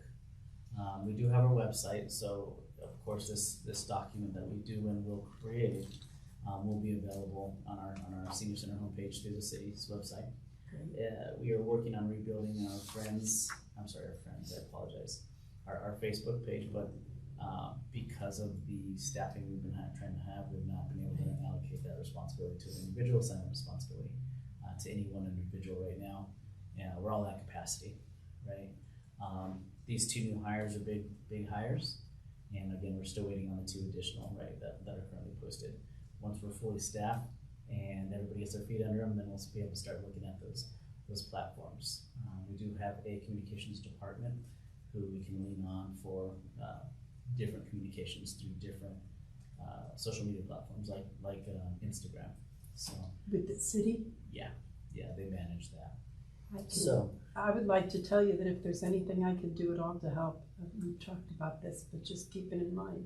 I appreciate If that. you need someone to help you out with stuff, Absolutely. I'd be happy to do it. So the question is, the earlier question is, what can we as a board do to help in this space? I think doing what I'm doing as well, having those, and our staff, having those individual conversations with anybody has any questions, or taking it back to your circle or your groups to say, this is what's going on. That city council meeting is available if anybody wants to watch. Harold did a great presentation. Marsha provided great facts as well. Direct them to me. You have this information as well from this conversation of what you can share, and again, just help communicate those facts out as well. Okay. All right. I'd like to move to the, got everything covered, Ron? Yeah, I mean, is there any additional questions for anybody? There will Thank be. you for the information you shared. Yeah. There will be.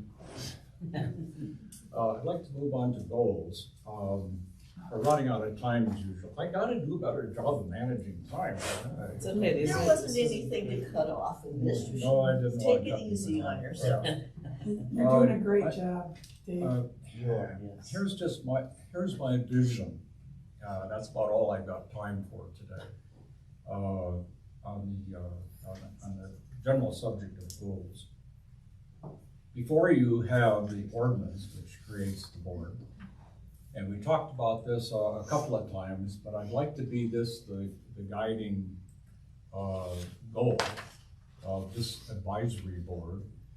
And if there's unless there's any objection, I'd like to say that this is, it's an ordinance already, but these should be the general goals that we are working towards as a board. And you can read through yourself, but we are to establish recommendations and guidelines to review the annual budget, to serve as liaison between the board and various groups, and to report annually in writing to the city council. I just paraphrased that, but that's a general idea. I don't think anybody's got any problem with that, otherwise you wouldn't be on this board right now. What I'm thinking is that today we had a presentation on the housing authority, which was very good. But I think what we need to do, and we talked a little bit about this time, so I'm going over this a little bit for the benefit of you folks. But we need to go over the major services. I think you were getting at this. For example, transportation might be a good one to go to next. Anyway, go through some of the major areas: housing, transportation, resources, mental health. We could organize that different ways.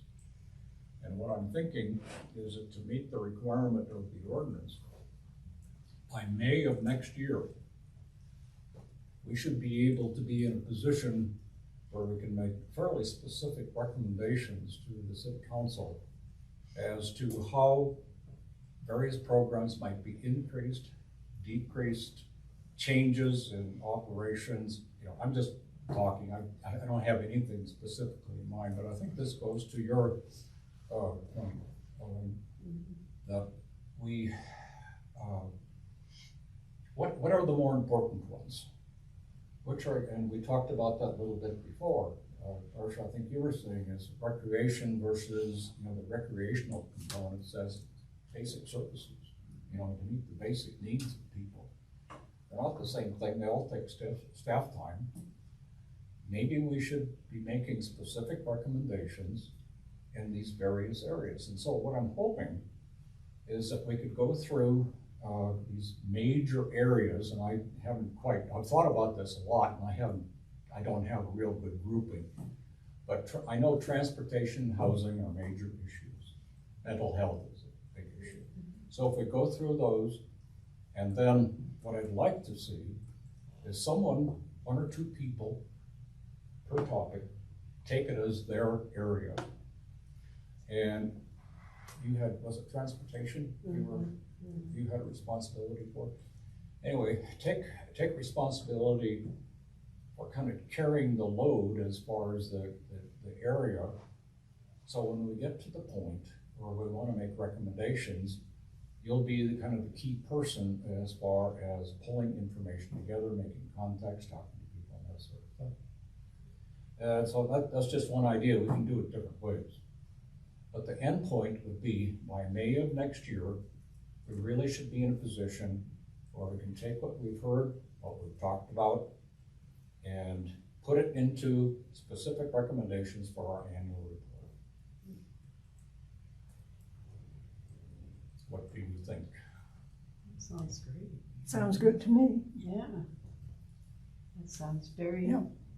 goal-oriented and time-oriented, so we know when we need to get it done by and what we need to get done. I had hoped to go into a little more detail on that today, but we're running out of time. Does anybody feel like they would want to be the lead person on housing? Lonnie? Could be. Okay. Anybody else? No. Okay, Lonnie and Sheila, okay. There's your committee. There we go. Yeah, and pairs are right, because otherwise they have trouble meeting outside. Right. There's I guess a city ordinance that you can't, outside of a meeting, you can't talk to other people without it constituting a meeting unless it's just two of you. So that's why we're limiting it to two. Okay. It's a little different than Salt Lake County. But anyway, so when we talk about transportation, I'll ask the same thing. Who wants to pick up the load on transportation? We'll look to you two for kind of pulling that information together to take the lead on housing. That's one approach. If you've got better ideas, let me know. No, I think that's a good I idea. think we need to do that. Good We need idea. to systematically go through all of this stuff, sort it into high priority, low priority, volunteer versus regular staff. Those are kinds of things that I think we need to look at. I'd like to add that over the last 4 years, the seniors, this advisory board did not review the detailed programming recommendations nor the staffing requests. I think that Michelle would tell us what she was requesting, but there was not really any, there was no advisory activity that came with it. The main function of the board, which I thought I bragged about always, was that you all went and became feelers and eyes and ears into the other senior related services and activities that were going on in the Boulder County area and brought that information in. But it was the staff, and chiefly Michelle and Brandy, who processed all that information that came in and made the decisions. And so, and this is not a decision-making board, but giving advice is always important. And so I would like to suggest, because that's all I get to do even to the board, right? But I'd like to suggest that a specific review of the programs would be, an April kind of an activity, so that we have time to Put it all together. put it all together, yeah. Personally speaking, when I was interviewed for the board, excuse me, I made it clear that I can serve in advisory capacity, but I am unable to do a lot of background work because of what I'm involved with and my responsibilities, my personal responsibilities. So, that's all I have to say. Okay. Well, we all do what we can.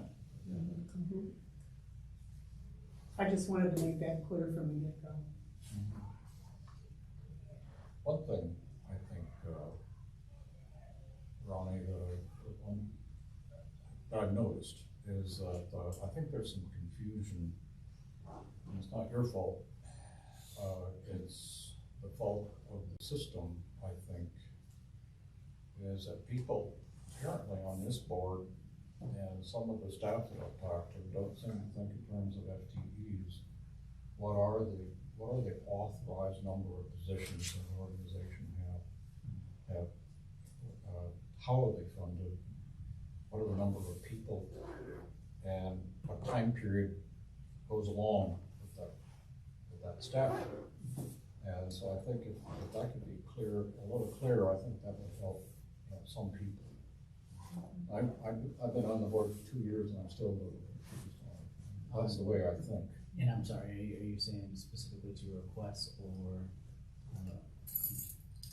Just to understand the operation of the senior center, where the resources are allocated and how many people you got doing what.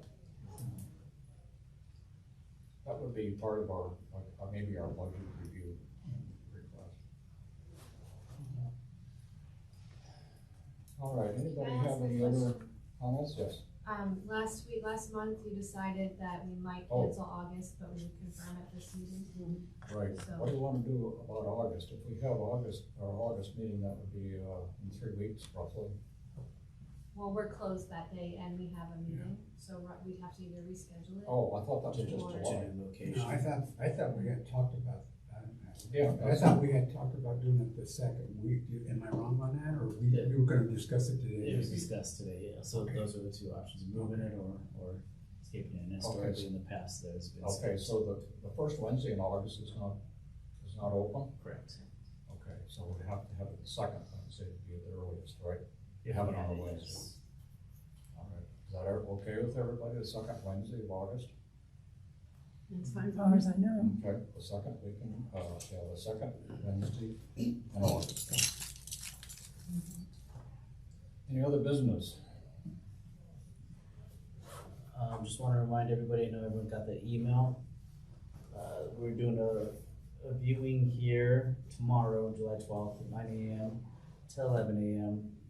Showing the Sister Cities little by little video, showing the relationships that's been established from the community of Longmont with the Northern Arapaho. Kind of segueing into something I'm working on for an elder exchange with Northern Arapaho. So we will have Sister City staff on site. It's a great video to watch to see the work, why it's important, and ask them any questions as well. Everybody here is invited to participate. If you are interested, please email us so to make sure we have enough seats. We will have enough seats, just making sure that I have enough out. It'll be in this room right here. And then July 26th, this is an agenda item that I inherited when I first started, and Brandy inherited it when she was covering, is our senior center tour. This was something that was brought up, this board specifically was interested in doing and visiting other centers. So I have arranged during our closure, July 26th, that we are going to visit and tour Brighton Senior Center, Northland Senior Center, and the Erie Senior Center. That's July 26th. We'll be leaving at 8 a.m. and scheduled to be back by 3:30. Again, this board was interested in doing that, so I'm hoping to get a couple participants. If you are interested in going, please let me know. We'll be shuttling everybody. We'll meet here and then we'll use our vehicles to shuttle, and lunch will be provided as well. Okay, very good. Anything else? Anybody want? Okay, one more. One more. Believe it or not, this was before today's meeting. I let Dave know this morning that I am going to be resigning from the board. And I think that it would be appropriate that that be effective immediately. It is something that has been well thought out by me. I think it's important that, you know, you have new people, new ideas, new points of view. I just wanted to take the opportunity, and I'm sorry, Arlene, we've worked in different ways together, so, but to take the opportunity to let you know how much I've enjoyed working with all of you, and that it's emotional for me, but I think that it's time for new ideas, new faces, and to be a part of the change, a part of the solution, not a part of the problem. So I wish you all good luck. I wish I could talk you out of it, and I will continue to try to. I told her the same thing. Yeah. So you can't wait till the end of the year? Will you accept a bribe? No, as you recall. Yeah. Yeah, my time will not be up in January, so I think it's in the best interest, and I will always be supportive of the senior center, whatever direction you take, and things change, times change, priorities change, so. Well, thank you so much. You will be been missed. valuable. Yeah, I don't think anybody thinks you were ever part of the problem. Oh. So, No. thank you for being here. I've heard some very good things. I don't know you well, but I've heard some very good things about the work and your time on the advisory board. And so thank you. Thank you for your work. I've learned a lot from you. I learned a lot, and I appreciate you. All right, guys, you're gonna make me cry. You're super. Well, it's time to adjourn. Oh, motion? You need a motion? I'll make Okay. a motion.